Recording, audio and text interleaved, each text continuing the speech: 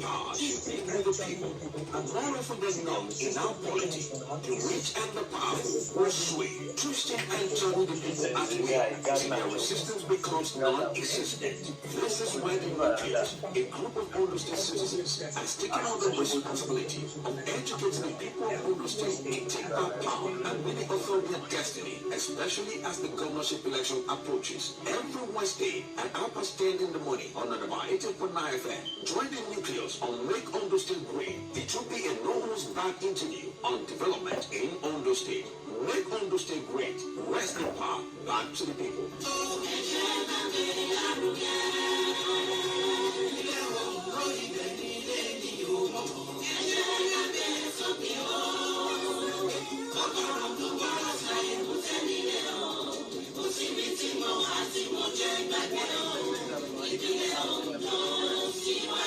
It's another exciting edition of the program you've been waiting for.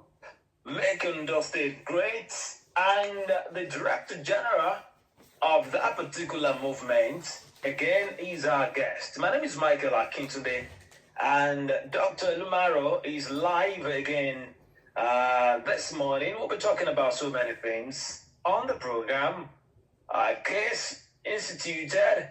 We'll talk about campaigns. Of course, the big event is due for November 16th in Ondo State. The governorship elections will come up on the 16th of November 2024. And updates, we'll talk about the candidate of the APC, the incumbent governor of the state, and some other things. Dr. Lumaro, good morning. Welcome. Good morning, Mike. It's always a pleasure to be here on this program. Good morning to our people across Ondo State. Thank you, Mike. Dr. Lumaro, today on the program, we'll kickstart with a particular court case, local government elections, LCDs. Ondo State people at the moment are in the dark, and questions are beginning to fly. So many questions begging for answers. My first question is, what makes a government, a responsive government, to ignore court orders? What could have led to that? Mike, to be sincere with you, a government that neglects court rulings cannot be said to be a responsible government. It is the height of irresponsibility for a governor to ignore court judgment. It is an abuse of the Constitution of the Federal Republic of Nigeria. It is an abuse of the sovereignty of the state. It is an abuse of the mandate of the people, which is given to the office of the governor to govern in their interest. At the end of the day, the Constitution of Nigeria says everybody in Nigeria, public, private, corporate, government, or otherwise, everybody is duty bound to obey court judgment, court pronouncement, court rulings. We are all, from the top to the bottom, we are all obligated to obey court judgment. Once a court gives a judgment, until that judgment is set aside by a superior court, that judgment is subsisting. Everybody is bound to be bound by that judgment.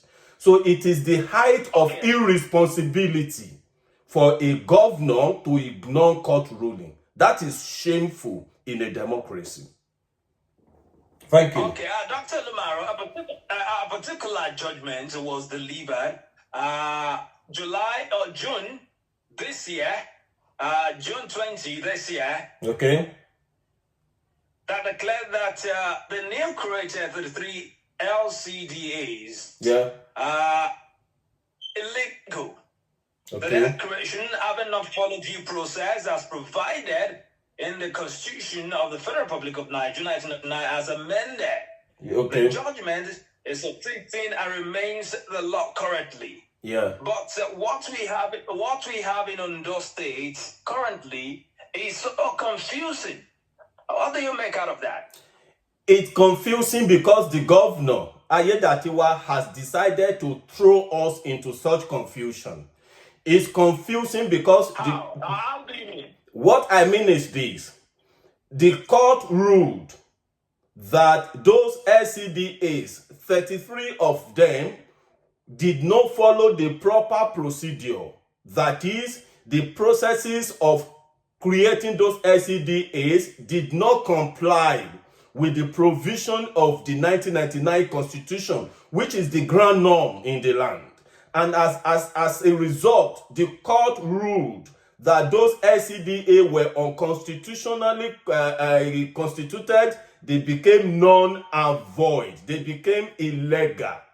At that point, everybody should stop interacting with such illegal organizations, unconstitutional organization or creations. Everybody should dissociate from them. At that point, the LCDA should cease from existence. At that point, there were two options left for the state government. The first option, if the government believed that the court erred in law, the government should have approached a higher court to get this judgment set aside. And I don't know whether they have done that, but as we speak, the judgment is subsisting. So there is nothing the government can do about that. We should not have any interaction whatsoever with those unconstitutional, null and void, illegal LCDAs as declared by the court. The second option left for the government was to return to the House of Assembly, the State House of Assembly, and work with the House of Assembly to correct the defect that the court has identified in the process of creating those LCDAs. So if the governor had returned to the State Assembly since June, by now the State Assembly must have been able to come up with a legitimate process that is constitutional in alignment with the Constitution to now create the LCDAs. The governor chose not to follow any of those two legitimate lines. He decided to simply ignore the court. He ignored the court and then constituted what he called transition committee in those LCDA, and then continued to fund those illegal establishments, those unconstitutional establishments. He continued to fund them with those state money. He continued to use our money to fund illegality. That is an abuse of office. Yes, Mike. Yes, Mike. The Attorney General is a senior advocate of Nigeria. That's Kaude Ajulo. When issues like this arise, it is expected of the Attorney General, who happens to be a senior advocate, to advise Mr. Governor on how to address these issues constitutional. Are you saying the Attorney General is not aware of all of this you just highlighted? I may not know what Attorney General knows or doesn't know, but for all purposes and intent, the credibility of the Attorney General is also in question. We all know him. We knew him before he joined government, and suddenly his activities in government is showing to be, at variance to his activities before he became a member of the government. So his credibility is in question. The Attorney General is having the responsibility of guiding, of advising the government on legal matters. And the Attorney General needs to tell us what advice he has given to the government. Because at the end of the day, the Attorney General is an employee of the people. He's a public servant. He's accountable to us. So he needs to avail us a copy of the advice he has given to the governor that embodied the governor to so flagrantly ignore court ruling. He didn't just do it to the State High Court on the case of in the case of this LCDA that we are talking about, the same way he ignores Supreme Court judgment on local government autonomy, because that judgment went ahead to pronounce on the constitutionality or otherwise of any form of administration in the local government that is not a democratically elected council. It was after that that the governor constituted the so-called transition committee. So we need to question the thinking of our government.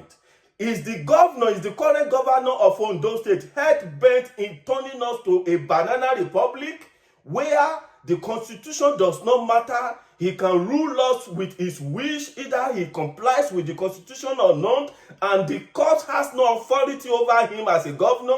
He can do whatsoever he chooses to do. Are we a banana republic or a lawless society? We have three organs of government. These three organs of government have their roles spelled out in our constitution. The role of the judiciary is spelled out in the constitution, separate from the role of the legislature and the role of the executive. So the governor cannot usurp, he cannot become a dictator, a paramount ruler in a democracy where he simply dismisses court ruling with a wave of hand and behave as if it's unquestionable. So that we will not accept in Ondo State. That we will challenge.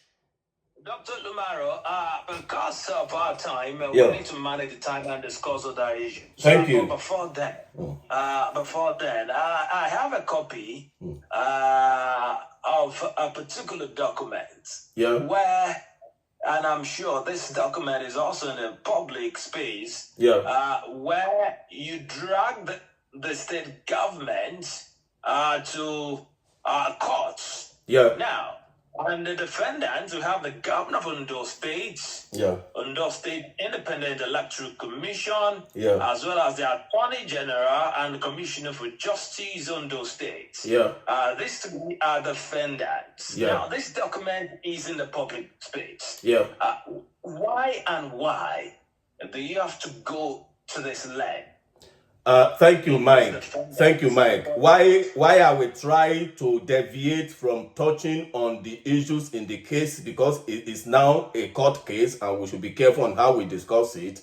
But generally, I have now taken Governor Ayedatiwa, the Ondo State Independent Electoral Commission, and the Attorney General of the state. I have now taken them before the court to explain, to answer the question of the constitutionality of the LCDA.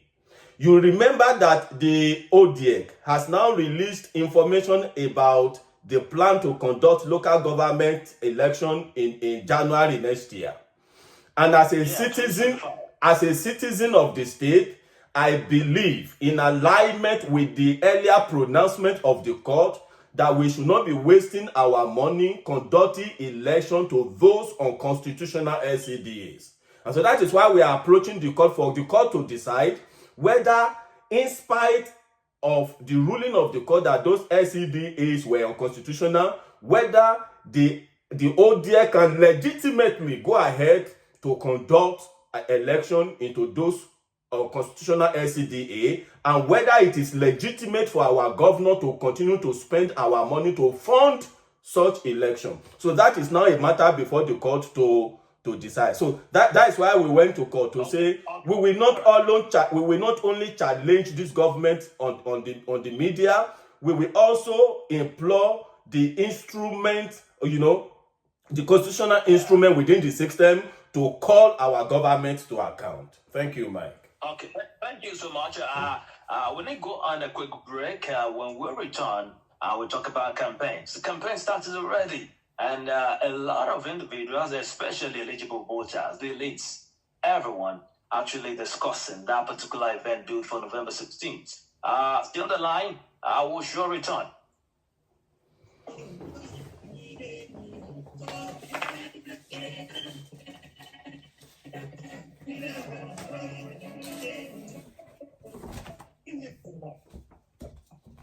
With the people, more often than not in our politics, rich and the powerful or swing. as non-existent. This is why the nucleus, a group of Ondo State citizens, has taken on the responsibility of educating the people of Ondo State to take back power and be the author of their destiny, especially as the governorship election approaches. Every Wednesday at Adaba FM in the morning on Adaba FM, join the nucleus on Wake Ondo State Way. It will be a no-host live interview on development in Ondo State. Wake Ondo State Way, wrestling power back to the people.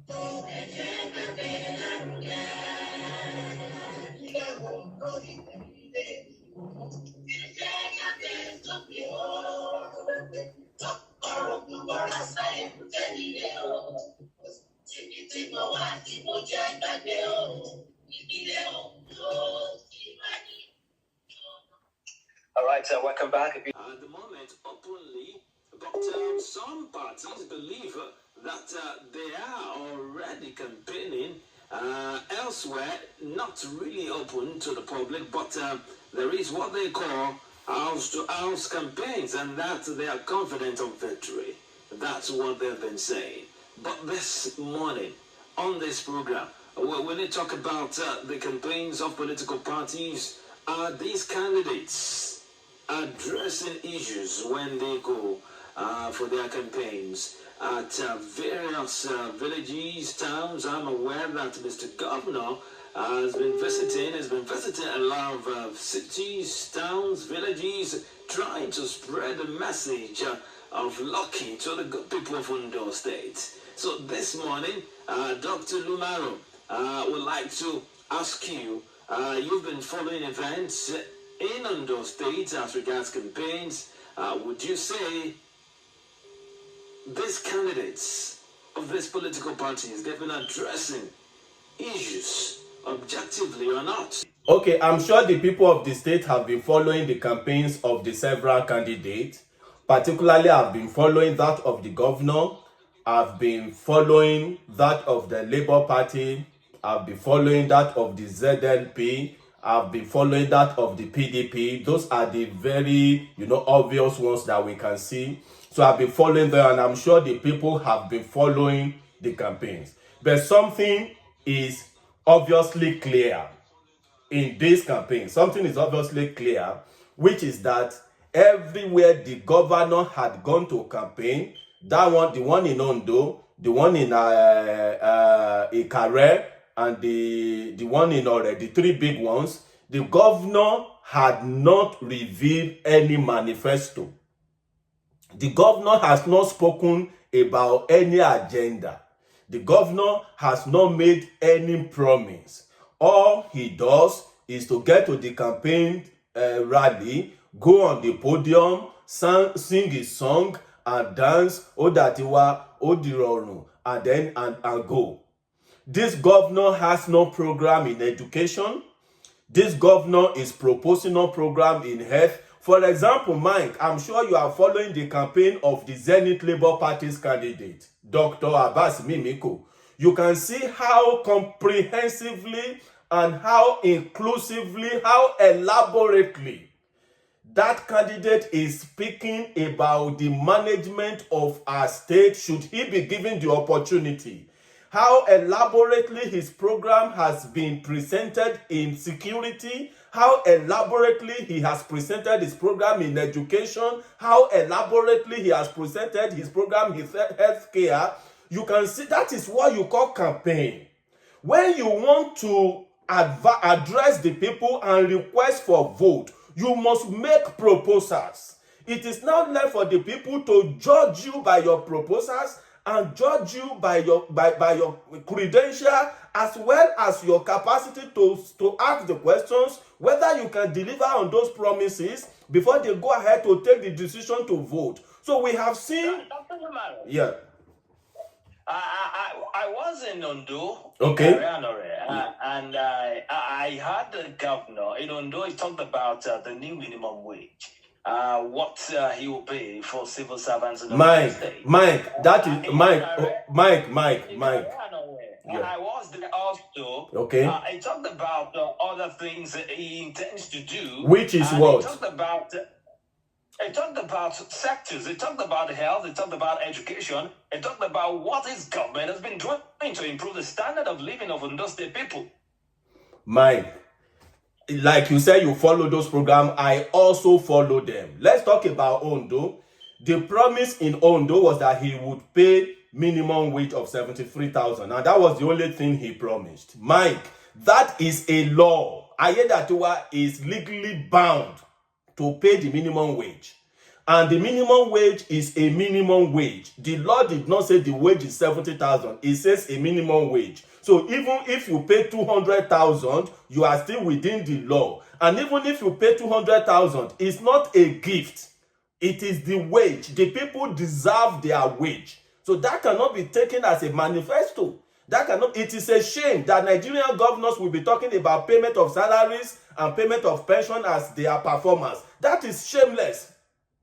These are legitimate earnings. The people had worked, they deserve their wages. You should not campaign with with salaries. It is the legitimate earnings of the people, and it is criminal not to pay. So even if a governor pays 200,000, it is not a gift. It is not a favor. It is a right earned by the sweat of the people. So that is not a campaign promise. That is absolutely shameful that he will go on a campaign ground and talk about that. That means he has nothing to offer. After all, I now know, Mike, I now know at least 2 governors that are paying 85,000. What about that? And they are not contesting election. I now know at least one of them is in his second term, so he needs no election, and he's paying 85,000. Are we not an oil-producing state? How much are we getting now as our allocation? Is 73,000 anything to write home about in the face of the current economic realities in Nigeria? So that is a shame. If he will go and campaign and say, I will pay 73,000, and that is his campaign promise, he should cover his eyes with handkerchief and go away in shame. He should talk to us about how to improve our education, how to create employment, how to create jobs. Dr. Lumaro, he rolled out some of his achievements since he assumed office. Which is? Construction of roads, not just in Akure and some other cities in Ondo State.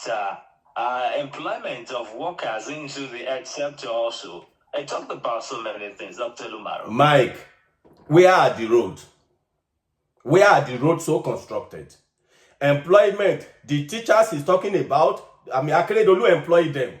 Akeredolu commenced that process. Akeredolu completed that process. Ayedatiwa should release the final list of employment. He has refused 1 year in office and is going about using it to campaign. The health sector employment is talking about. How many people were so employed? Who started the employment? How many people? And Mike, there is a question I want to ask. There is a burning question I want to ask this governor. Where is our first lady in Ondo State? We need to ask that question. Who is our first lady and where is she?